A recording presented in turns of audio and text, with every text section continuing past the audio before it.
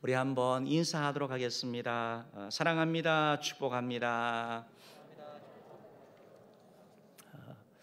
반갑습니다. 반갑습니다. 우리 하나님의 은혜가 우리 성도님들 가운데 있기를 바라고, 또 영상으로 예배하는 우리 분들, 또 그 심령 가운데도, 그 가정 가운데도 하나님이 예배자의 그 마음 가운데 은혜 내려주시기를 원합니다. 최근에 이제 코로나 상황이 계속되면서 또 조금 기대하는 그런 부분이 있었는데, 여전히 확진자가 계속해서 나오고 있고, 그리하여 특별한 조정이 없이 이번 구정을 이렇게 보내게 되었습니다. 그러다 보니까 5인 이상의 이런 모임이 이렇게 금지되다 보니까 이제 이런 저런 기사들이 신문에서 또 나더라고요.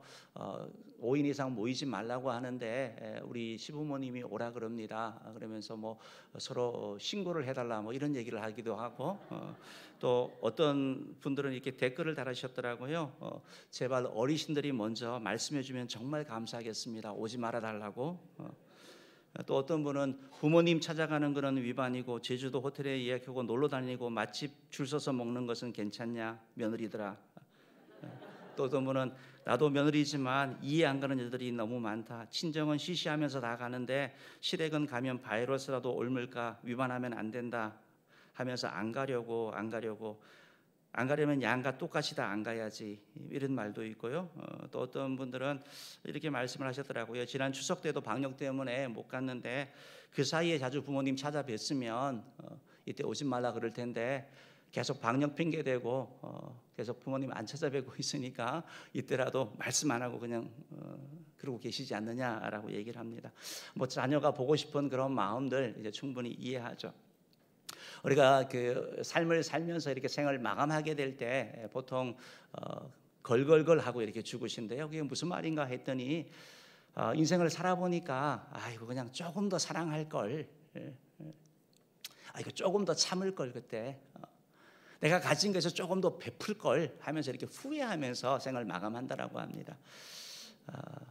하나 더 이게 추가한다면, 우리 은혜의 어른들은 며느리한테 전화해서 안 와도 된다, 오지 마라, 이렇게 말씀해 주시고, 또 자녀들은 먼저 또 해서 제가 찾아가겠습니다 이렇게 또 말한다면 아마 더 아름다운 그런 가정이 되지 않을까 생각을 해봅니다. 오늘 우리가 읽은 이 디모데전서 이 말씀은 사도 바울이 에베소에서 목회하는 믿음의 아들이고 또 영적인 후배이고 목회자인 디모데에게 준 그러한 충고입니다. 만약에 여러분들도 여러분의 인생이 이렇게 뭐 한 달밖에 남지 않았다, 마지막이라고 한다면 사랑하는 자녀에게 무슨 유언을 하시겠습니까? 뭔 말을 남기겠습니까? 디모데 같은 경우 사도 바울이 참으로 사랑한 사람이었고, 정말 영적인 아들이었죠. 아들처럼 여겼고, 너무나 사랑하는 디모데에게, 목회의 후계자인 디모데에게 하고 싶은 말이 있었던 거죠. 그것이 바로 오늘 본문에 나타나 있는 말이라는 것입니다. 오늘 설교의 제목이 거룩한 손을 들어 기도하라라는 것인데요.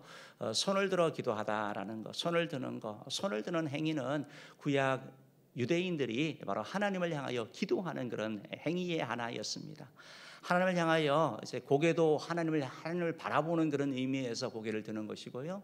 또한 손을 들면서 손을 높이 들고 손바닥을 하늘을 향해서 이렇게 드는 겁니다. 그래서 하나님을 높인다라는 의미도 있고, 하나님을 향한 그런 간절함, 하나님께 올려드린다라는 그런 하나님의 전적인 그런 믿음의 표현으로서도 하나님께 하는 것이죠. 우리도 이런 예배를 마치면서 우리 마지막 주의 영광이 이곳에 가득해 할 때 아마 제가 이렇게 늘 하는 걸 여러분이 보실 거예요. 그러면 마지막 끝송할 때도 하나님을 이렇게 좀 바라보면서 이렇게 찬양을 하면 이렇게 찬양하는 거하고 또 좀 다릅니다. 그래서 오늘도 한번 그렇게 한번 해보십시오. 기도의 어떤 이런 자세에 또 어느 정도 영향이 있는 것 같아요. 손을 들고 이렇게 기도할 때 우리의 마음이 조금 더 모아지기도 하고, 또 고개를 들 때 하나님을 바라본다는 그런 측면에 있어서 기도에 좀 더 동기부여가 되는 것도 같습니다. 어쨌든 사도 바울은 바로 믿음의 아들인 디모데에게 오늘 유언적인 충고를 하면서 하는 말이 뭐냐면 거룩한 손을 들어 기도하라라는 것이, 거룩한 손을 들어 기도하라는 것입니다. 그럼 오늘 거룩한 손을 들어 기도하라는 말이 또 어떤 의미인지 같이 이렇게 또 살펴보면서 우리에게 주시는 그런 교훈을 나누기를 원합니다. 첫 번째로 기도를 첫째로 하는 자가 되라라는 것입니다. 거룩한 손을 들어 기도하라는 말은 기도를 첫째로 하는 자가 되라라는 말인 것입니다. 우리가 신앙생활을 하면서 여러 가지 일들을 하는데 여러분 어떤 일이 여러분 삶 가운데 우선순위에 있습니까?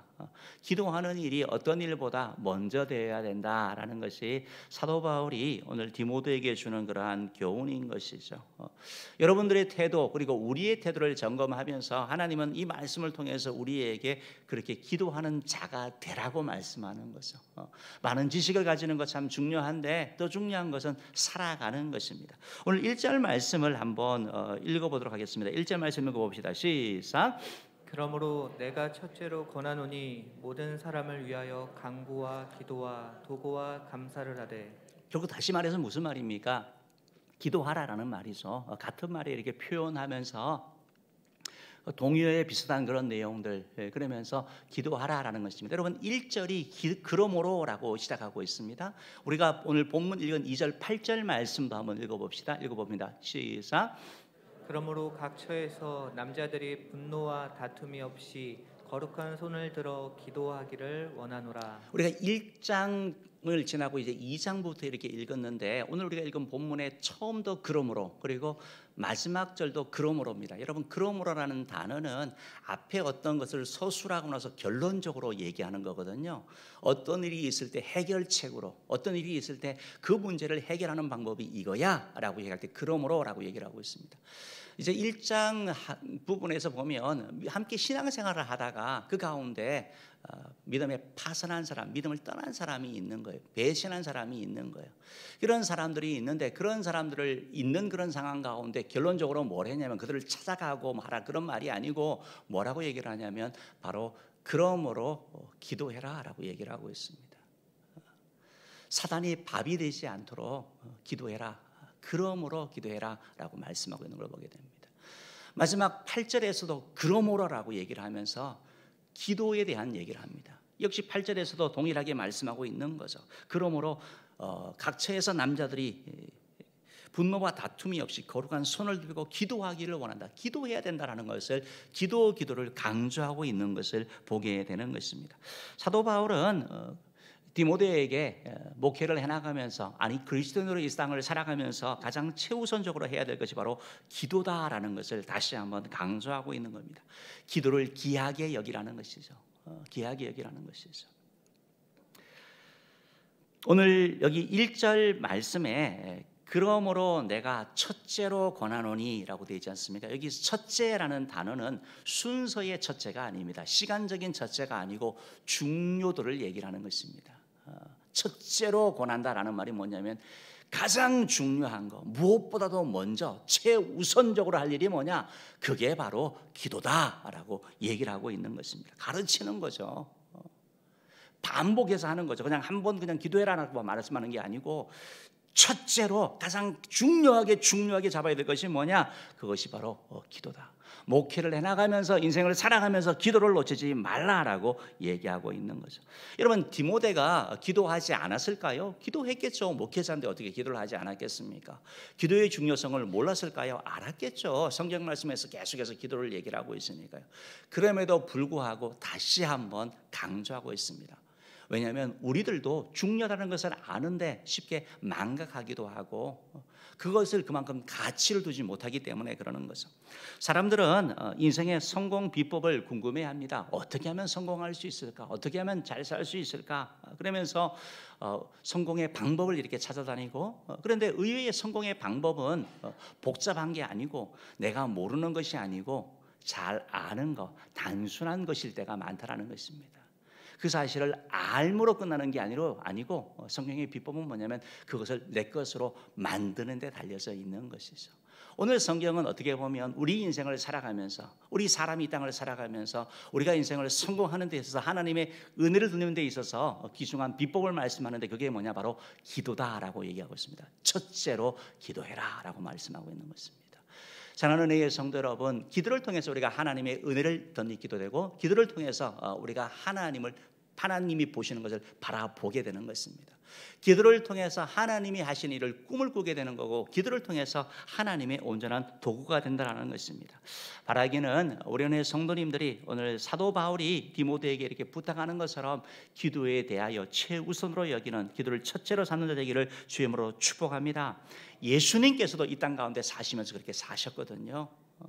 예수님도 새벽 미명 시간에, 새벽 날이 밝기 전에 기도하셨고 40일 동안 금식하며 기도하셨고, 예수님께서 또한 철야하면서 밤을 새도록 이렇게 기도하신 거 우리가 알고 있는 것입니다. 마가복음 1장 35절 말씀에 보면 예수님에 대한 서술을 하면서 이렇게 얘기를 하죠. 같이 읽어봅시다. 시작. 새벽 아직도 밝기 전에 예수께서 일어나 나가 한적한 곳으로 가사 거기서 기도하시더니. 예, 새벽 기도 누가 만들었어요? 예수님이 만드신 거예요. 예수님이 만드신 거예요. 이 말씀이 이제 더 이렇게 와닿는 게, 요즘 얼마나 바쁩니까? 우리가 삶을 살면서 이렇게 기도 시간 기도해야지 하는데, 여러분 내가 눈을 떠가지고 일정이 시작이 되면 내 시간이 별로 없어요. 계속 일정이 이렇게 밀려가는 거예요. 내가 저녁에 일정 시간을 정하고 기도해야지 하는데 무슨 일이 계속 생기는 것입니다. 내가 하나님 앞에 기도 시간을 내어놓을 수 있는 거, 내가 마음대로 쓸 수 있는 시간이 새벽 시간이에요. 내가 잠을 조금 덜 자고 하는 그 시간은 내가 마음껏 할 수 있는 것이고 일정하게 할 수 있는 거예요. 나머지 시간은 사실은 내 시간인데 많은 경우 사람들과의 관계성 속에서 시간을 기도 시간으로 잘 활용하지 못한다라는 것입니다. 그래서 우리 삶 가운데 기도의 습관화가 이루어져야 되는 거죠. 예수님이 기도로 시작하고 기도로 마쳤던 것처럼 우리의 하루도 기도로 시작하고 기도로 마치는 것, 이것이 바로 우리의 축복이라는 것입니다. 우리가 월삭 새벽 기도를 하면서 주기도문에 대한 기도를 말씀드렸고, 하루를 시작하는 기도와 마침의 기도를 예를 드렸는데요, 그걸 하루를 시작하고 마친다면 우리의 삶이 아마 더 풍요롭지 않겠습니까? 존 번영 같은 경우는 아침의 기도는 은혜와 축복의 열쇠가 되는 것이고, 저녁 기도는 안전과 보호의 자물쇠가 된다라고 말하면서 우리의 삶이 기도로 계속돼야 될 것을 말씀하고 있는 것입니다.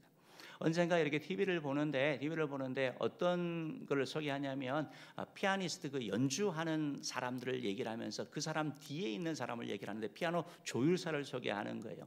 예술의 전당에 소속되어 있는 조율의 명장이 있더라고요. 우리나라에 명장이 있는데 이분은 피아노 조율을 하는데 짧게는 1시간 반, 2시간, 어떨 때는 20시간도 조율을 한대요. 그러면서 이제 얘기를 하는데 이 세계적으로 유명한 피아니스트들이 얼마나 까다로운지, 어떤 사람들 같은 경우는 자기 피아노를 싣고 다닌답니다. 연주를 하는 데 있어서. 그리고 욕을 하는 거예요. 조율을 하는 것도. 근데 이 사람이 조율을 잘 못해주면 엉망이 되는 거거든요. 여러분, 기도가 우리 삶을 조율하는 것과 마찬가지예요. 우리가 계획하고 우리가 목표하고 여러 가지 사업적인 것 계획 추진해 나가는데, 기도를 통해서 우리가 조율될 때 하나님이 은혜 주시고 하나님이 도움 주시고 하나님이 세임 주시는 거거든요. 하나님이 길을 열어주시는 거거든요. 우리 은혜교회도 우리 개인 삶뿐만 아니라 우리 교회도 하나님 앞에 쓰임받기 위해서, 하나님께 영광 돌리는 교회가 되기 위해서는 기도가 있어야 되는 것이죠. 여러분 뭐 좋은 프로그램이 있고 아니면 뭐 어떤 돈이 많고 유명한 사람이 있고 그래서 좋은 교회가 아니고, 교회는 기도하는 교회가 되어야 되는 것입니다. 여러 가지 일이 있지만 가장 우선적인 일이 기도가 되어야 되고, 기도할 때 하나님이 일하시고 기도할 때 하나님이 세를 행하시는 거예요. 사실은 사람은 그렇게 큰 차이가 나지 아니에요. 하나님은 기도하는 사람을 쓰시고 기도하는 사람을 통하여 세를 행하신다라는 것입니다.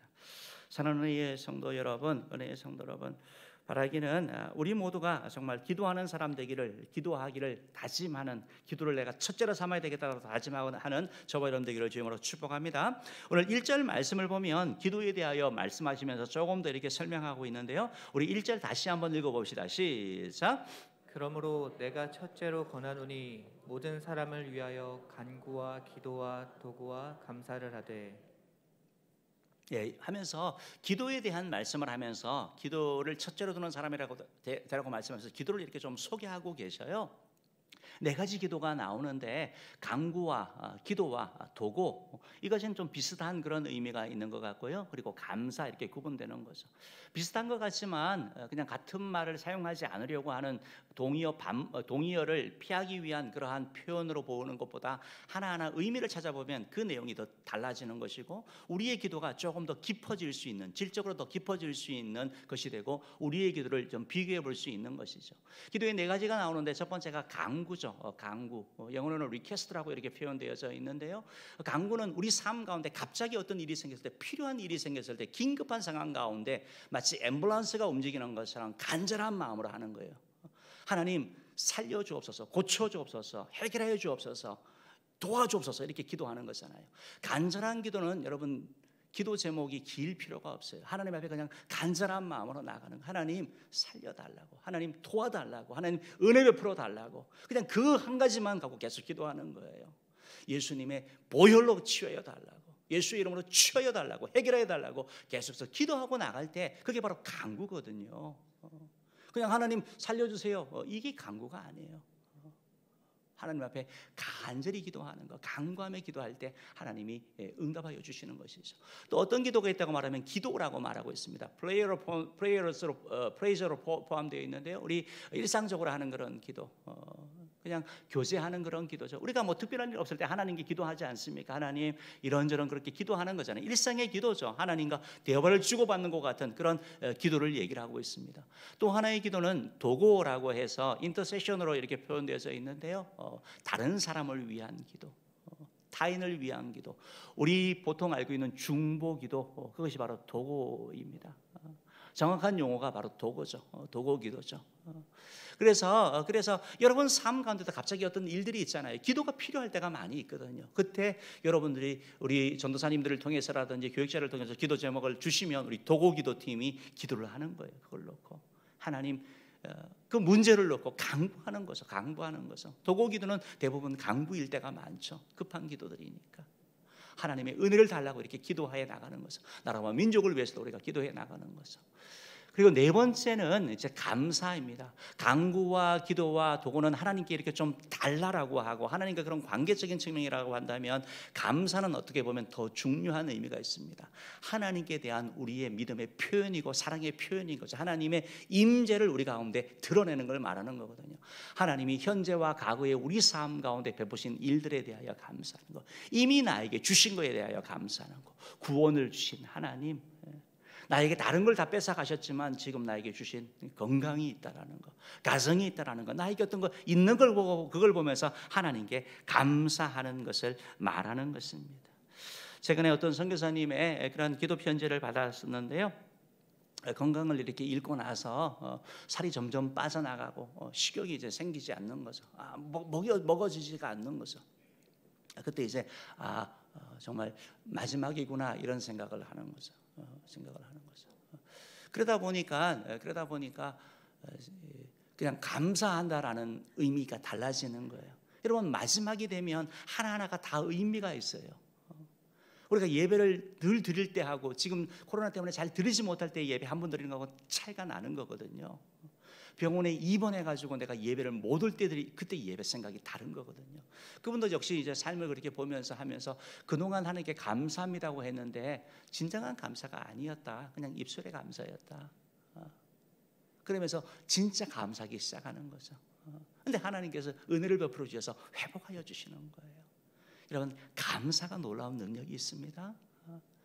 언젠가 말씀드렸죠. 우리가 여러분 기도가 잘 되지 아니할 때, 기도를 시작할 때 뭐로 기도하라 그랬죠? 하나님 감사합니다. 그럽시다. 하나님 감사합니다. 하나님 감사합니다. 하나님 감사합니다. 하나님 감사합니다. 하나님 감사합니다. 그러면 하나님 감사합니다라고 하면 기도가 안 될 때 기도에 집중하게 돼요.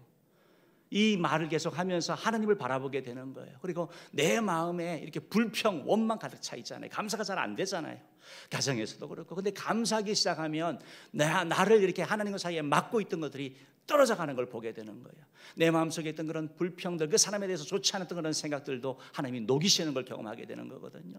하나님에 대하여 계속해서 감사를 고백해 나갈 때 우리의 기도가 깊어지는 것을 경험하게 된다라는 것입니다. 사랑하는 은혜의 성도 여러분, E.M. 바운즈 목사님이 이런 말씀을 하셨는데요. 우리 PPT 한번 읽어볼까요?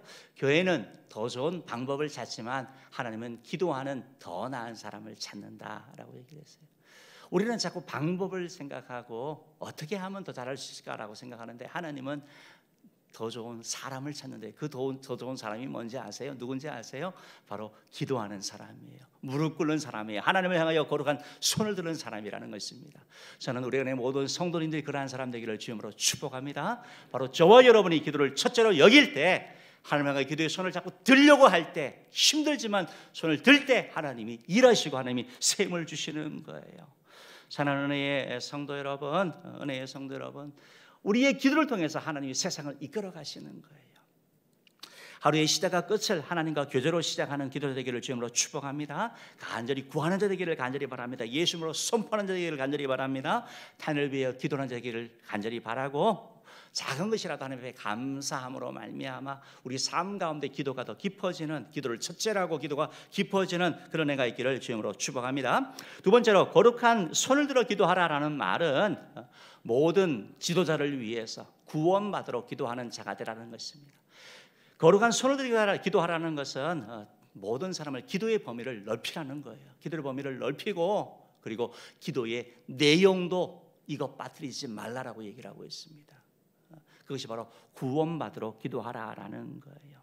기도의 범위가 확장되어져야 되는 것입니다. 오늘 1절 말씀에 보면 모든 사람을 위하여 기도하라라고 말씀하고 있고요. 2절 말씀을 보면 이렇게 표현되어져 있죠. 2절 말씀 읽어봅시다. 시작. 임금들과 높은 지위에 있는 모든 사람을 위하여 하라. 이는 우리가 모든 경건과 단정함으로 고요하고 평안한 생활을 하려 함이라. 임금과 높은 지위에 있는 모든 사람들을 위하여 기도해라. 여러분, 모든 사람을 위하여, 다른 사람을 위해서 기도하십시오. 그런데 그 가운데 임금과 높은 지위에 있는 지도자들을 위해서 기도하십시오라고 말씀하고 있는 거예요. 사실 여러분, 대부분의 기도를 이렇게 들어보면 자기 자신에 대한 기도가 제일 많죠. 그리고 간혹 부모님이나 자녀를 위한 기도, 아니면 내가 아는 가까운 사람을 위한 기도에 머무는데, 오늘 성경은 뭐라고 말씀하시면 우리의 기도의 범위를 넓히라고 말씀하고 있는 거예요. 모든 사람을 위하여 기도하라는 거예요. 어떤 사람은 나는 기도하면 할 게 없대요. 뭐 짧게 한대요. 그건 도구 기도를 안 하기 때문이죠. 여러분, 다른 사람을 위하여 기도하면 우리 성도님들 가운데 고통 가운데 있는 사람들을 바라볼 때, 코로나 때문에 경제적으로 어렵고 힘든 사람을 생각할 때 기도가 되는 거잖아요. 기도가 길어질 수밖에 없고 기도가 범위가 넓어질 수밖에 없는 거죠. 하나님은 그렇게 하라고 말씀하고 있는 거죠. 그러면서 기도를 하는데 빠뜨리지 말아야 될 사람이 있다. 그들이 누구냐면 바로 지도자들이라고 말씀하고 있는 것입니다. 아마 여러분들 가운데는 그렇죠. 우리 식으로 얘기하면 뭐 대통령과 정치 지도자를 위해 기도하라는 것입니다. 여러분들 가운데는 그럼요, 당연히 기도해야죠. 내가 우리 대통령을 얼마나 좋아하고 내가 얼마나 지지하는데요 라고 말하면서 쉽게 이것을 받아들이는 사람도 있을 것이고, 어떤 사람은 나는 이 정권을 지지하지 않습니다. 그래서 나는 기도하지 못합니다 라고 말하는 그런 사람도 있을 거예요.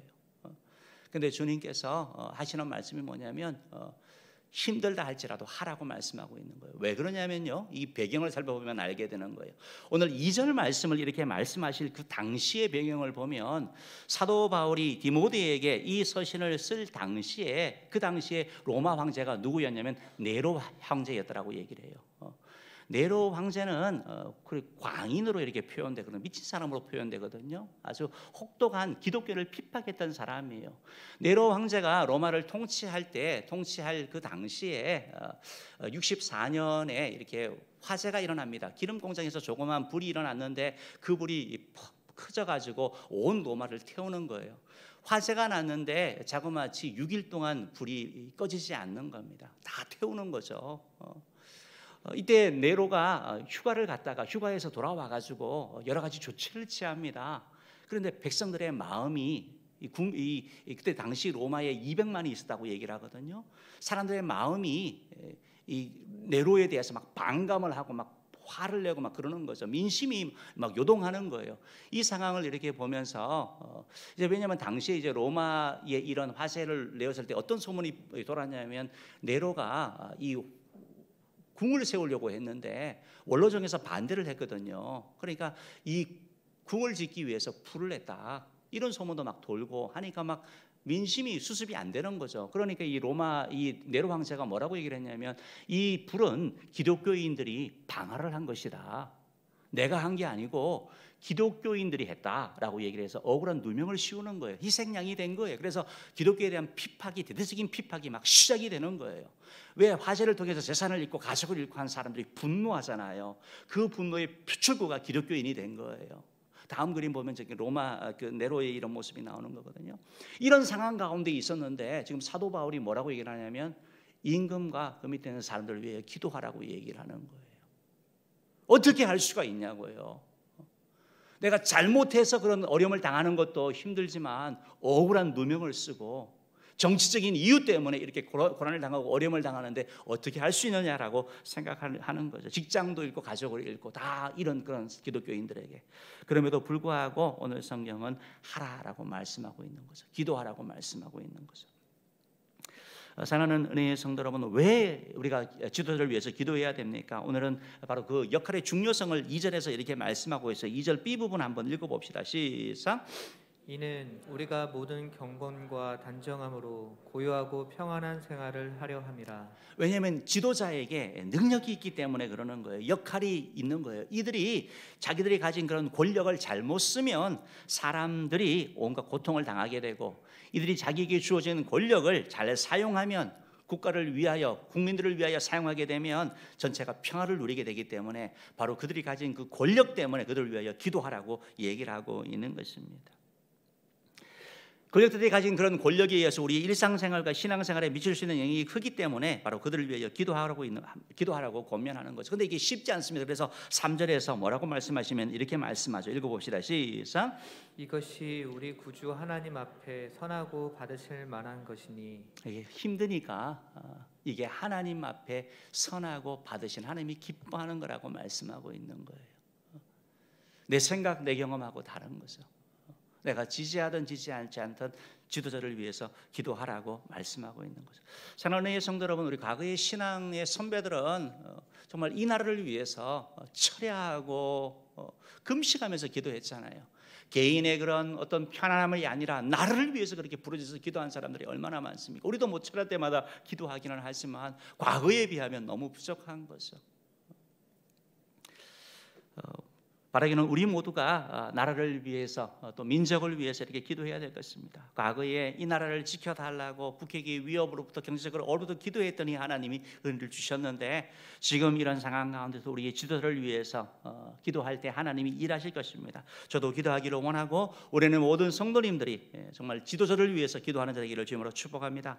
기도를 하는데 오늘 말씀하고 있는 겁니다. 왜 이렇게 평화롭고 왜 그런 고요로운 걸 그걸 구하느냐?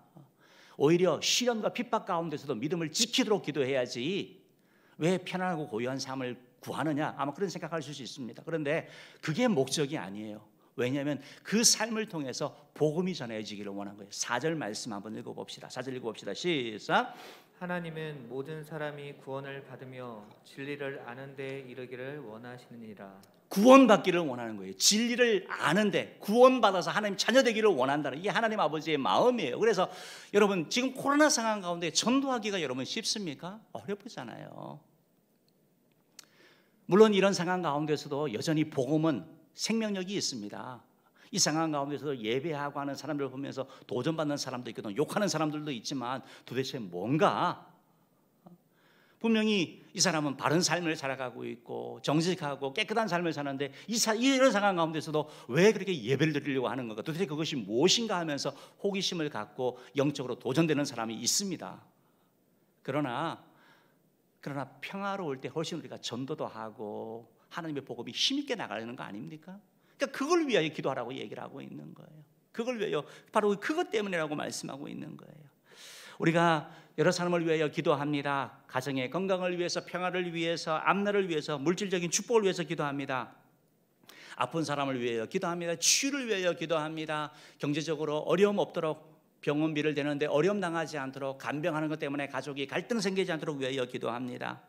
자녀들의 앞날을 위해서, 취업을 위해서, 결혼을 위해서, 어려운 문제를 위해서 기도합니다. 당연합니다. 그런데 놓치지 말아야 될 것이 있습니다. 그것이 뭐냐면 이들이 이런 걸 통해서 하나님 앞에 돌아오도록 여러분이 기도하셔야 되는 겁니다. 구원받도록 기도하는 내용이 반드시 들어가야 된다는 것입니다.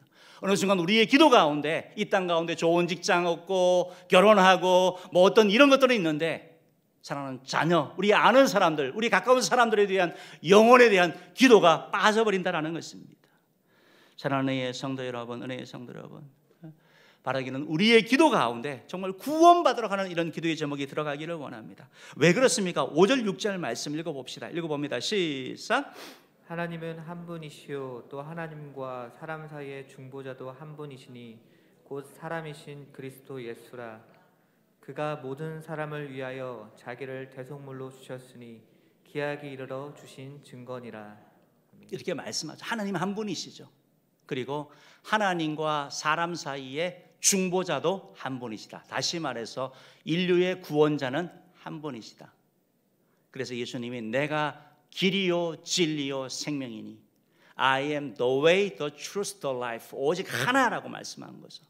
하나님께 가는 길은, 구원받는 길은 여러 종교를 통해 가지고 종교다원주의자처럼 아무거나 믿어도 되는 게 아니고 오직 구원자 되신 예수를 믿어야지만 구원받기 때문에 바로 이 복음을 전해야 된다라고 말씀하고 있는 거죠. 다른 길이 없다라는 거예요. 그래서 7절 말씀해 보면 사도 바울이 이렇게 말씀합니다. 읽어봅시다. 시작. 이를 위하여 내가 전파하는 자와 사도로 세움을 입은 것은 참말이요 거짓말이 아니니 믿음과 진리 안에서 내가 이방인의 스승이 되었노라. 예수 외에는 다른 길이 없으니까 내가 이를 위하여 전파하는 자로, 복음 전하는 자로 또 사도로 세움을 받았고 바로 그 일을 내가 했다라고 말씀하고 있는 거죠. 여러분, 사도 바울이 로마 감옥에 갇혀 있으면서도 자기 감옥에서 풀려나게 해주세요라고 기도하지 않습니다. 기도를 부탁하면서 뭔 부탁을 합니까? 하나님의 복음이 전하여지도록 기도합니다. 복음이 로마 감옥 가운데서도 힘있게 전하여지기를 기도하는 거거든요. 사도 바울이 바로 이런 마음을 우리 가운데 보여주는 것이죠. 사랑하는 성도 여러분, 우리가 다른 사람을 위해서 여러 가지 문제를 꼭 기도하는 것은 하나님께서 기뻐하시고 원하시는 일인 것입니다. 그런데 더 중요한 것은 우리의 그런 기도를 통해서 그들이 회개하고 하나님 앞에 돌아와 구원의 복을 받도록 해야 되는 거예요. 건강 문제 때문에 건강이 회복되어지고 그 일 때문에 하나님을 바라볼 수 있도록, 진학을 통해서 바로 하나님을 만날 수 있도록, 취업을 통해서 하나님을 경험할 수 있도록, 하나님의 자녀될 수 있도록, 하나님의 쓰임받을 수 있도록 우리가 기도해 나가야 된다는 것입니다. 조지 뮬러 같은 경우는 기도를 가장 응답을 많이 받은 사람, 횟수를 본인이 기도받을 때마다 적었으니까 5만 번 기도 응답을 받았다고 얘기를 하잖아요. 근데 조지 뮬러 같은 경우 자기 가장 오래 기도한 기도 제목이 52년 동안 기도해서 응답을 받았대요. 친구 5명을 위해서 기도를 했는데 친구의 영혼 구원을 위해서 기도하는 겁니다. 그런데 첫 번째 친구는 기도한 지 1년 6개월 만에 예수를 믿게 되었고, 두 번째 친구는 5년 만에, 기도한 지 5년 만에 예수를 믿게 되었습니다. 그리고 세 번째 친구는 기도한 지 12년 만에 예수를 믿게 되었다고 합니다. 근데 이제 마지막 52년이 되었는데 네 번째, 다섯째 친구는 예수를 믿지 않는 거예요. 이 뮬러가 이제 마지막 생의 마지막이 다가왔다라는 걸 느끼고 마지막 설교를 힘있게 합니다. 그런데 그때 마지막 네 번째 친구가 와서 그 설교를 듣고 예수를 믿게 됩니다. 이제 한 명이 남았는데 뮬러는 죽었어요. 요즘 뮬러는 죽었어요. 근데 그 친구가 장례식에 와서 장례식 하는 그런 가정 가운데 예수를 믿게 됩니다. 그 후에. 그리고 그 사람이 목사님이 돼요. 당시에 사람들이 뭐라고 얘기를 했냐면 조지 뮬러가 52년 동안 기도했는데 기도응답 못 받았다, 이런 말이 막 퍼졌거든요. 근데 이 사람이 얘기를 합니다. 무슨 말이냐? 조지 뮬러가 기도한 대로 하나님이 다 응답해 주셨다. 내가 바로 기도응답의 증인이다 라고 얘기를 하는 겁니다. 하나님은 우리의 기도에 응답하시는 분이시죠. 우리의 기도를 듣기 원하시는 거죠. 거룩한 손을 들기를 원하시는 것을 보기 원하시는 것이고, 그 일을 통해서 일하기를 원하시는 것이죠. 사랑하는 은혜의 성도 여러분, 우리가 여러 가지를 위해서도 기도하지만 영혼 구원을 위해서, 하나님의 귀한 교회가 이 사명을 감당하기 위해서, 우리 가까운 사람, 우리의 주변에 있는 오이코스를 위해서 기도하며 나가는 자 되기를 주님으로 축복합니다. 마지막 세 번째로 거룩한 손을 들어 기도하라라는 말은 기도자다운 깨끗한 삶을 사는 자가 되라라는 말입니다. 여러분, 기도를 하는데, 기도를 열심히 하는데, 기도를 막 부르짖고 막 하는데 생활이 너무 엉망이에요. 하나님이 원하는 삶 살지 아니합니다. 그냥 말끝마다 주여 주여 하는데 너무나 세속적이고 너무나 타락했어요. 주여라는 말과 욕이 쌍욕이 막 같이 나오고 너무 이기적이고 도둑질하고 속이고 거짓말하고 간음하고 근데 기도를 열심히 하는 거예요. 손을 드는 거예요. 하나님이 그 기도 들으시겠습니까? 안 들으시는 거예요. 그래서 오늘 손을 들라라고 말하는데 무슨 손을 들라고 말하고 있어요?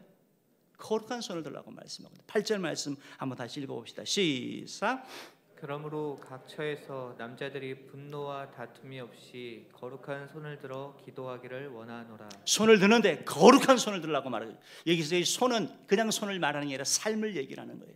거룩한 삶, 깨끗한 삶, 하나님이 인정받는 사람, 기도자의 삶에 합당한 삶, 하나님의 자녀에 합당한 삶. 여러분 지난주 설교하면서 대제사장의 그런 우리가 왕같은 제사장이라고 말씀드렸습니다. 왕같은 제사장이기 때문에 우리는 기도의 권세가 있는 거예요. 그걸 감당하기 위해 합당한 삶을 살아가야 되는 것이죠. 우리가 열심히 기도하는데 하나님이 듣지 않습니다. 이사야 1장 15절 말씀 봅시다. 시작. 너희가 손을 펼 때 내가 내 눈을 너희에게서 가리고 너희가 많이 기도할지라도 내가 듣지 아니하리니 이는 너희의 손에 피가 가득함이라. 손에 피가 가득하다는 말은 뭐냐면 죄가 가득하다라고 얘기를 하고 있는 거예요. 죄가 가득한 거. 아무리 부르짖고 아무리 때를 써도 하나님이 우리의 기도 응답하지 않는다. 피가 가득하기 때문이다라고 말하고 있는 겁니다. 그렇기 때문에 우리가 기도하기 전에 우리 자신을 살펴봐야 되는 거예요. 깨끗하게 살아가야 되는데 그렇게 못 살았어요. 그럼 기도하지 마는 거예요? 아니죠. 우리는 어떻게 해야 됩니까? 우리 자신을 예수 그리스도의 우리를 정결케 하시는 그 더러운 추악한 우리를 깨끗하게 시키시는 예수님 십자가 앞에 나아가야 되는 거죠. 주님 앞에 나아갈 때, 회개하고 나갈 때 주님 우리를 씻어주시고 기도할 때 그런 삶을 살아갈 수 있도록 도와주시는 거예요. 내 힘으로 못 사는 거예요. 세상을 어떻게 우리가 이기냐고요. 기도할 때 우리가 성인이 되는 것이고 기도할 때 예수님의 참된 제자가 되는 것이죠.